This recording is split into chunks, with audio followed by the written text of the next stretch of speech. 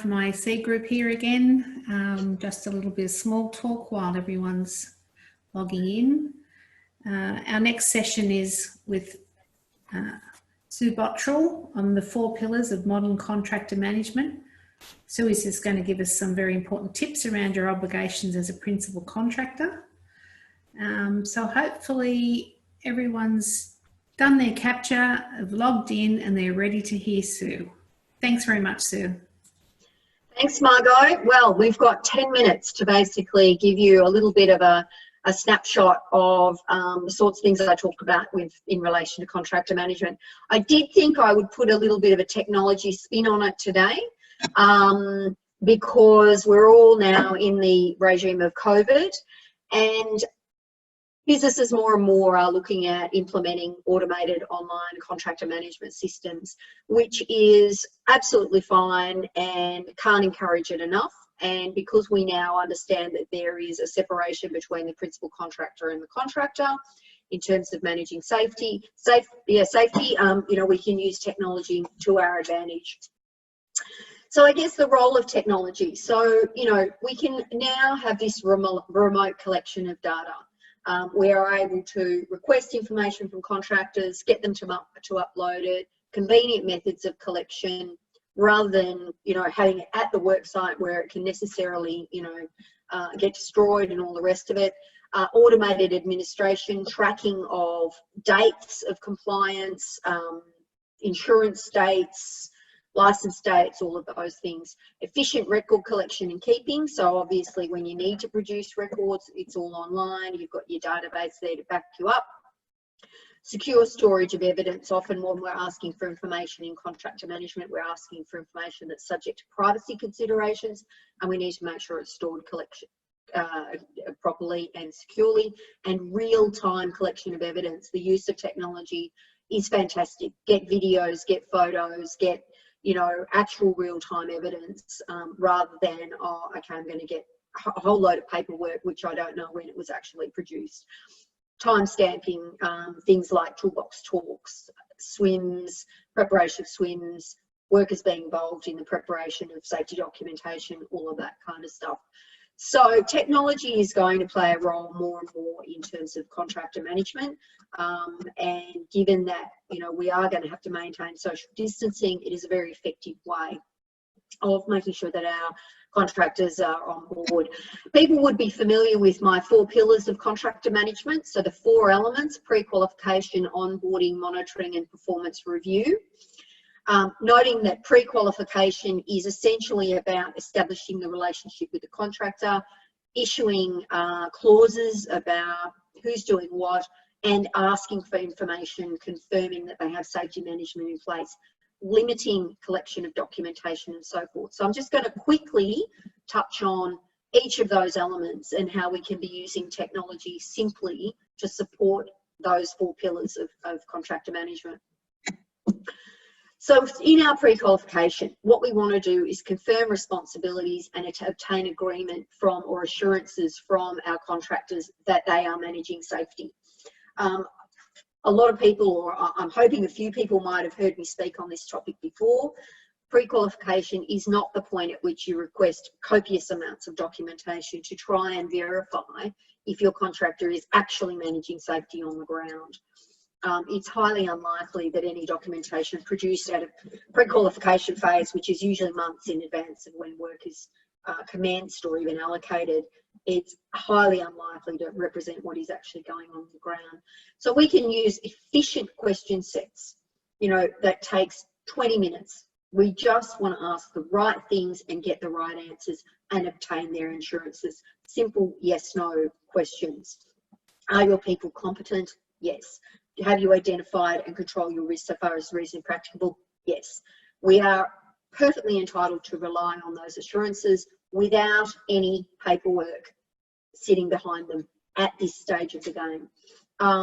And really this phase should be done and dusted in 20 minutes. Set up the legal relationship, establish your expectations, and move on. In relation to onboarding, we can efficiently deliver critical safety information. And again, onboarding should focus on our risks as a principal contractor, informing our contractor of what risks they may be facing when they come to work for us, how we manage those things, what are our site safety rules, our emergency response arrangements, critical contacts, and those and that type of information. Again, done and dusted in 20 minutes. I review inductions for people often, and they're usually way too long and cover far too much unnecessary information.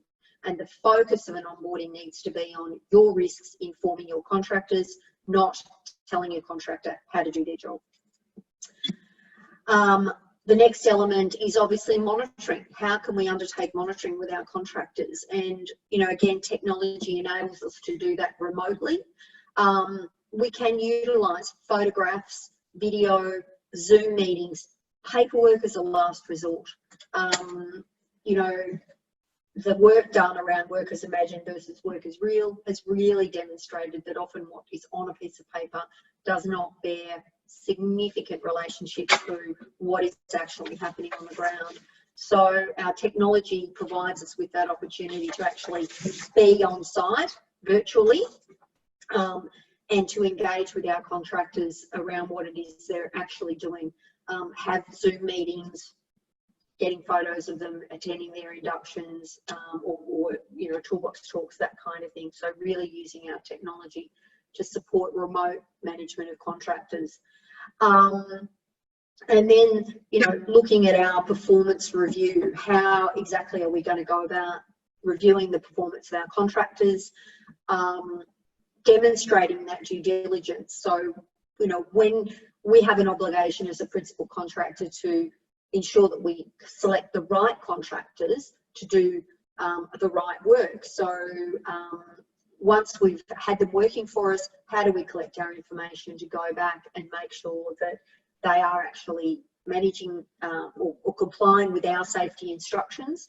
I just want to make the point that, you know, monitoring and performance review is very much looking at how a contractor is cooperating with us to respond to the instructions that we have given them, such things as, you know, complying with traffic management plans, wearing PPE, and the risk management strategies that we have put in place.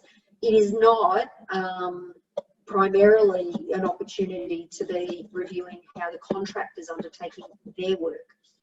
So it's not about going out to the electrician and checking off that they've isolated, you know, electrical switches and those kind of things. That's for the contractor to actually focus on and for them to manage. We really want to focus on how has the contractor interacted with our workplace and how have we actually, have they cooperated with us. So going back, closing that loop, using the information that we have to conduct a performance review, and your online contractor management systems can help you do all of that and save you chasing paperwork from contractors who, you know, may find it difficult to, you know, collect various paperwork together. And I know people sort of say, oh, well, you know, technology can be difficult to use. But with the advent of COVID, none of us have a choice anymore. We have to be able to engage online.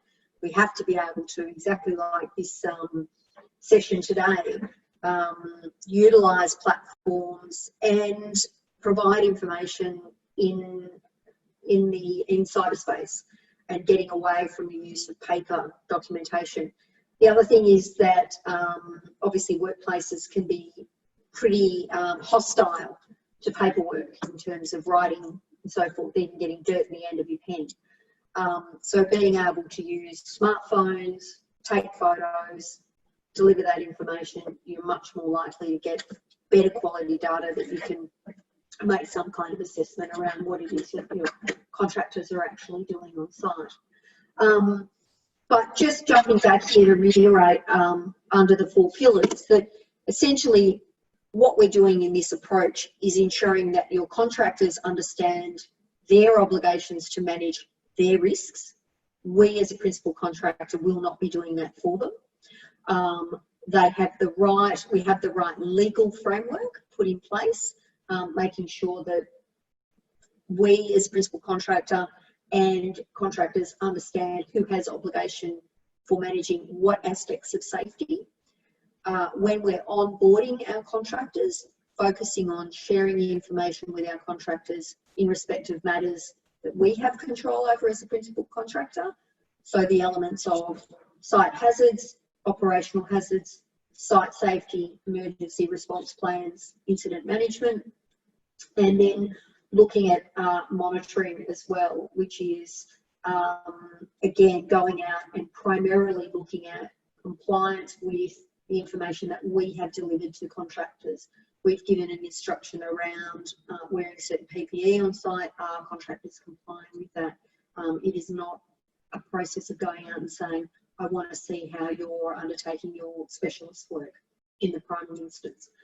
And then closing the loop by going back with your performance review to assess how did they go and whether or not you will continue to engage them, which is a further demonstration of your due diligence when you're first engaging them. So effective modern contractor management fits very nicely in with modern technology, and it really is the most efficient way of engaging and managing contractors and the information that they provide us. And in the event of an incident, it's easy to access and provide information to regulators and so forth to demonstrate that you've gone through the necessary processes when engaging with contractors, establishing that relationship and making sure that you're managing your risk, which is what you're liable for, and confirming that the contractors are managing theirs without straying into telling them how to do their job and so forth. So essentially, that's what I wanted to cover. Margot, how long have we got left in our session? Okay, we've got just under 3 minutes. I've got a question. Yes. Yep. Rather than just focusing on the construction industry, do these pillars can be used for contractor engagement? Absolutely. These pillars apply to any and every contractor you will ever use, ranging from lawyers and consultants like myself who come on site to sit at a desk and use paperwork, through to maintenance, gardeners, plumbers, construction, healthcare workers, allied health, every single contractor you can think of, this process is applicable. So yes, and it's a good question because I don't want people to think, oh, this is only relevant to construction contractors. It is absolutely not. It is relevant to every single type of contractor you may engage, and you can follow this framework through for all of those contractors, and you can use online technology to underpin each one of these elements to make the management of your contractors just super efficient and to prevent information from falling through the gaps, that kind of thing. Great. What we'll do, Sue, is we'll send you through any other questions that we have and we'll ask you to respond to those and we'll share them with everyone after the event. Yep. If I could thank you very much for spending some time with us and quickly going over your 4 pillars. If you want to see Sue in action in real time when we can all get together face to face, Sue will be at our Workplace Health and Safety Show next May in Melbourne. All our fingers and toes are crossed, of course.